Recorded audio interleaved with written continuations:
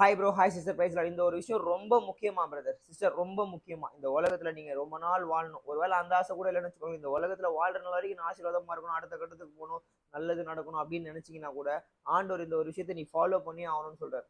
இந்த விஷயத்துல நானும் அப்பப்போ தவறிடுறேன். பைபிள் எடுத்து ப்ரீச் பண்ணதுக்கு ரொம்ப கஷ்டமா இருக்கு. ஆண்டவர் நான் உன்னை மன்னிக்கிறேன்டா, திரும்ப அந்த தப்பை பண்ணாதன்னு சொல்லி இந்த வார்த்தையை எனக்கு கொடுத்தாரு. ஒருவேளை இந்த வார்த்தை உங்களுக்கும் பிரயோஜனமா இருந்து நீங்களும் அடுத்த கட்டத்துக்கு உங்களுடைய வாழ்க்கையில போகணும், ஆசீர்வாதமா இருக்குதுன்னா இந்த ஒரு விஷயத்த முதல்ல ஃபாலோ பண்ணிடுங்க. வார்த்தைக்குள்ள போயிட்டா நான் பேசினா குழப்பற மாதிரி இருக்கும். ஆண்டோடைய வார்த்தை ரொம்ப அழகா தெளிவா சொல்லப்படுறது. உபாகம புத்தகம் 5ஆம் அதிகாரம் 16ஆம் வசனத்துல, உன் தேவனாகிய கர்த்தர் உனக்கு கொடுத்திருக்கிற தேசத்தில், அதாவது நம்ம கொடுத்திருக்கிற இந்த தேசத்துல உன் நாட்கள் நீடித்திருப்பதற்கும் நீ நன்றாய் இருப்பதற்கும், நல்லா கேளுங்களேன், உன் தேவனாகிய கர்த்தர் உனக்கு கட்டளையிடபடியும் உன் தகப்பனையும் உன் தாயையும் கனம் பண்ணுவாயாக. ஆமீன். எத்தனை பேருக்கு இன்னைக்கு காலைல கூட அம்மா அப்பா கிட்ட ஒரு சின்ன சண்டை போட்டேன். நிறைய விஷயங்கள் நான் அவங்களுக்கு சொல்றதை கேட்க மாட்டேன். ஓகே, நிறைய தப்பு நான் பண்ணலனாலும் பட் அம்மா அப்பா சொல்றதை கேட்கணும். இன்னைக்கு நிறைய அம்மா அப்பா படிக்கல, அவங்க சொல்றதா என்ன கேட்கணும், நான்லாம் படிச்சிருக்கேன் பெரிய அப்படின்ற மாதிரி எண்ணத்துல இருக்கும். பட் இருந்தாலும் அவங்களுக்கு சொல்லி எடுத்து புரிய வைங்க.